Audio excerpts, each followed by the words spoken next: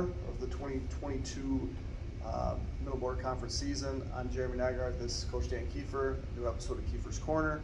You'll notice we're in Coach Keefer's room with Labor Day being this week and kind of changing the schedule and having busy lives. We're going to get this done right now today. It's Wednesday. So let's look back at last Friday. We played Somerset at Somerset and we got a victory. For me, it's hard to start this conversation or have this conversation without first mentioning how well I thought our offensive line played. You know, I thought especially in the pass protection realm, they were really, really good. Mason Werner had plenty of time to throw, and he was not under a ton of pressure, and that's really good. You know, we've tried to make things really simple, but yet those guys have to communicate with each other, and they're doing a good job of that. And you know, it seems like a thing that those kids are doing very, very well. And then downer receivers with Sean being injured, Colin really stepped up. Had probably the game of his career. That's 2 different receivers with 100-yard games. Right. Yeah. Colin definitely stepped up. Did a terrific job. You know, the thing that you don't realize with Colin is how he blocks on the perimeter. He is a dominating force on the perimeter, and that's really a key thing to our success. So I would argue a lot of his blocking is just as important as him catching the ball. He's got terrific hands. And he made a great, I mean, probably the best catch of the game got called back. There was one down in the, I believe it would be the north end zone. Yep. And we had a lineman downfield, you know, but wow, what a spectacular catch that was. And it's, in my experience, and I said this on Friday night, you don't see a lot of wide receivers flipping over and playing DN and playing DN like he played it, where he's in the backfield just causing a mess. Him and Eli both.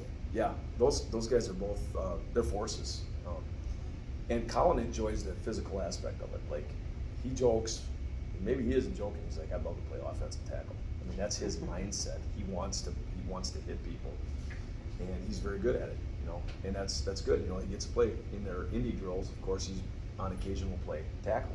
He takes a lot of pride in trying to keep guys from getting to the quarterback there too. So, but that makes everybody better. So that's a good thing. Yeah, the play that you were talking about with him making that catch, we wondered during the broadcast, it's a run pass option. So our linemen just... Actually, that one wasn't. That was just a lineman that drifted. Okay. There's no reason for him to really be downfield. Just kind of started going downfield and just went a little bit farther.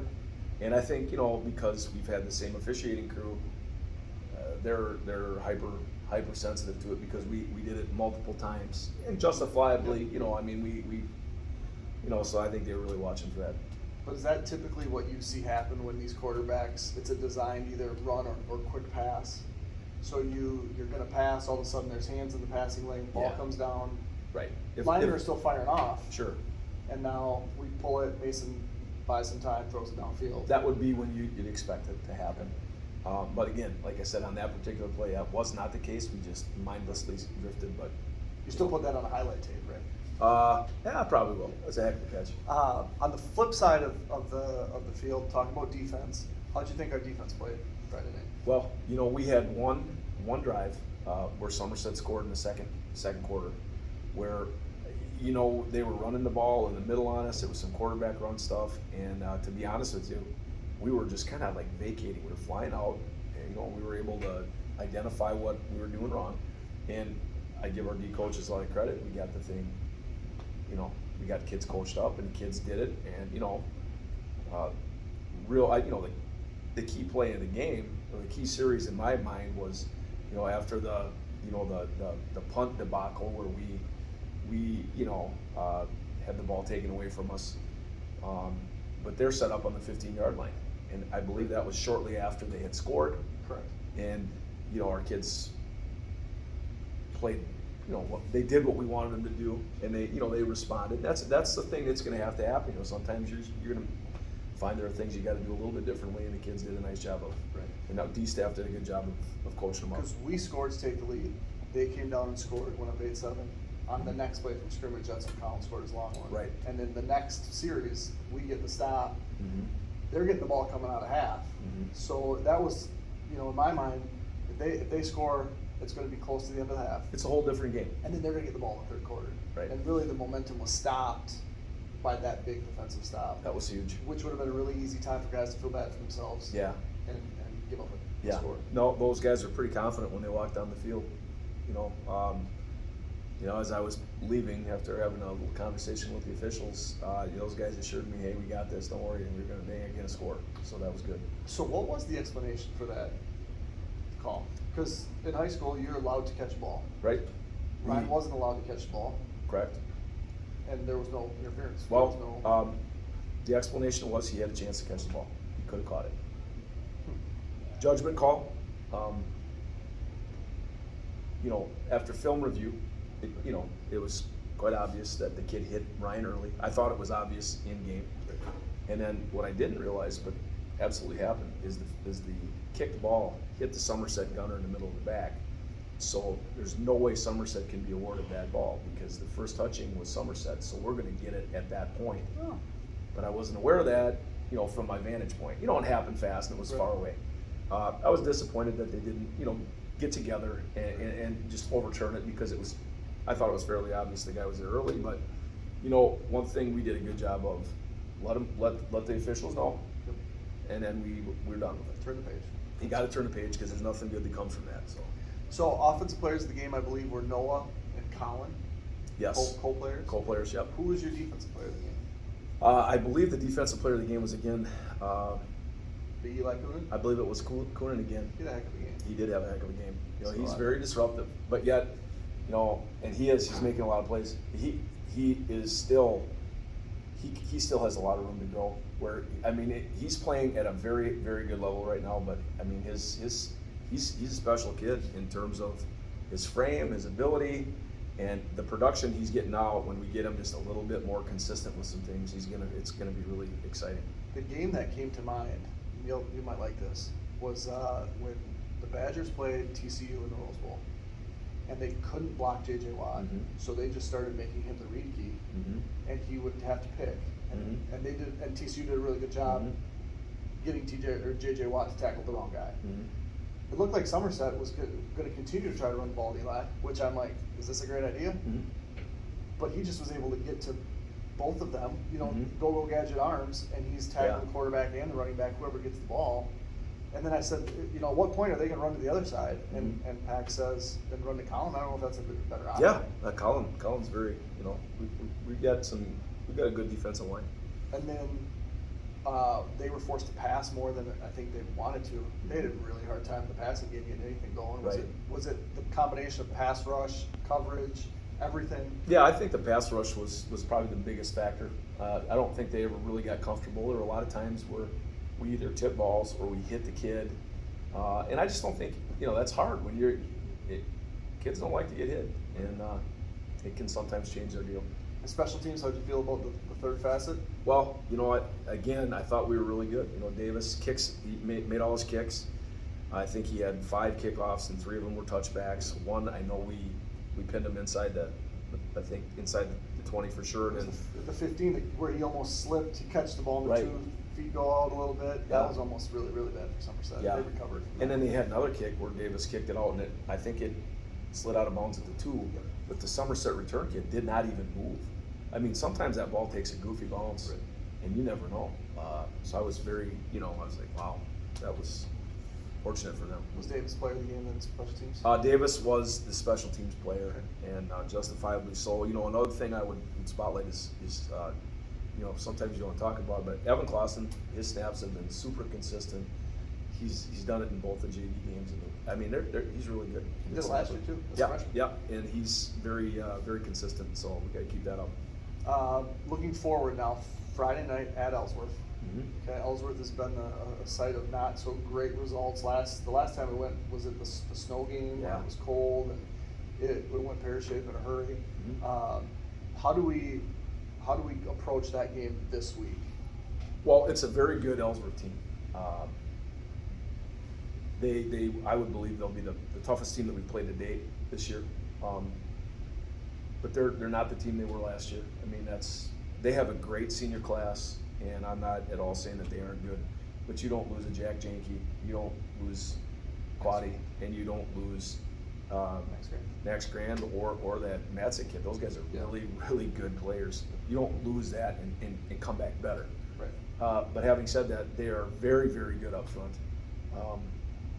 Number 77, I should know his name, but that kid he might be the best D lineman we see this year. He's very tough, really good player. Their front is very solid, and they're going to prioritize stopping the run. They're going to make it. They're going to challenge you to try to throw it, and we'll see how it goes.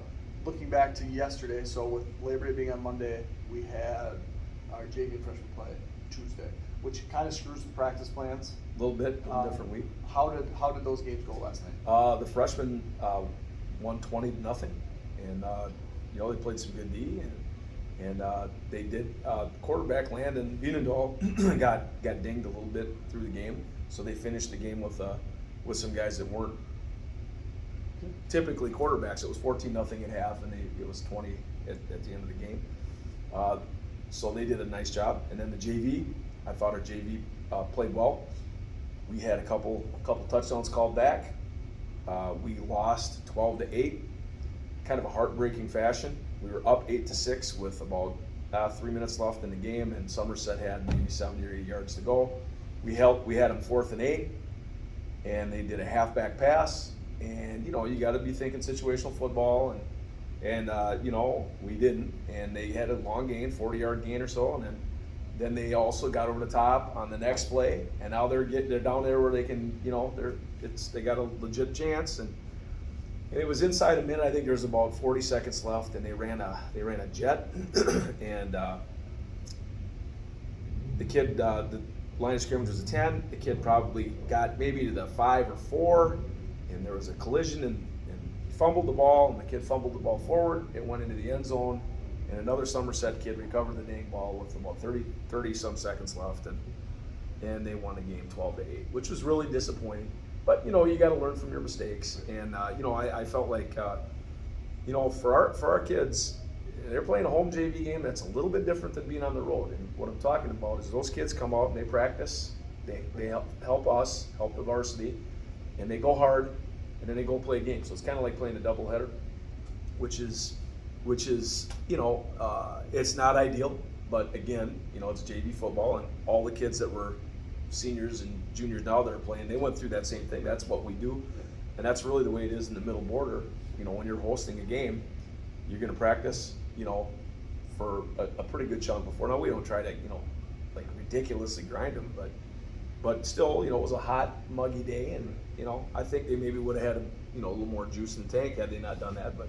Well, and your typical Tuesday practice is a little more intense than your typical Monday practice. Right. So and what we tried to do is we actually went a little, since we had everybody and there was no game Monday, we really kind of got after it, on Labor Day.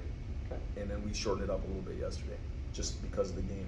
So we feel like we're in a good spot right now. And you look at a game like that, you never like to lose a game, but close games are fun games to play. They are. Right? They feel bigger when they're close, and that drive's happening. Right.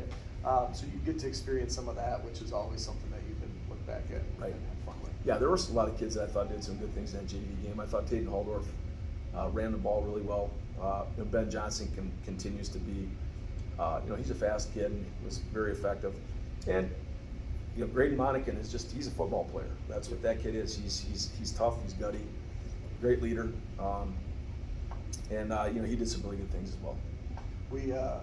I was commenting on that Rojas kid looking really fast on the football field, and Ambrose is next to me, the track guy. Yep. He's pulling up times. He's like, Ben Johnson's just as fast as he is. Beat him in this race. So just if you watch Friday night's game and saw Rojas moving, and it's like, that's how fast Ben Johnson is. That's pretty impressive. It is impressive. All right, so let's go back to Saturday, right? So we win a game Friday night. You get to go down. You get to watch your Badgers play. Yeah. Okay. Yeah. Longest interception return in school history. Yeah. Longest run in school history. There was one other. I think there was a lot of career highs and season highs. Yeah. Obviously, it was the first game, but Sure.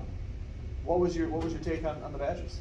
It was a lot of fun. It was awesome because it was a reunion of the Big Ten champions. So there were a bunch of players that Jake played with, and a lot of the parents were back. So that was awesome for me to see people I haven't seen for 5 or 6 years. In some cases, and just get to catch up a little bit. Yeah, the game was awesome. I thought Wisconsin played a great second half. That first half was a little shaky. A couple. The one penalty that Bowler hit Illinois State. I mean, he's 4 yards out of bounds. I mean, just excited to play, but you got to be a little more disciplined than that. I thought, there were times when the offensive line looked good. I thought the biggest takeaway was, Graham Mertz actually looked he looked better. He looked smooth. He looked confident. He was 14 out of 16 and one was a drop. Correct. And that was a well-thrown ball.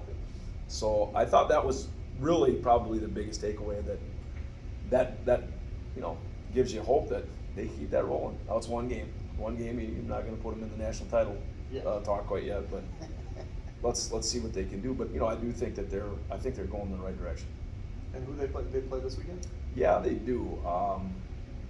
Another non-conference game. No, it's not Western. Is it Washington State this weekend? And then Packer Vikings Sunday at 3:25. Yeah, that'll be fun. And you're still not worried about the Vikings. Well, I mean, I'm always worried about every football contest that's ever been played. I'm concerned, but I think the Pack is in a good place. I was very happy to see that Bakhtiari and Elkton Jenkins both are, initially it looks like they're well enough to play. So are they going to play at the level they played? I hope. If they do, I certainly feel pretty good about the Pack. But it's a great rivalry, and the Vikings hate the Packers, and it's vice versa. So it's fun. All right. Any other words before we part ways? Nothing. We're just super excited for our opportunity on Friday. It's gonna be a lot of fun, and I think our kids are very excited for the challenge and see what we can do. There you have it. Another week of Keefer's Corner. Thanks, Coach Keefer, and we will see you on Friday night. Thank you.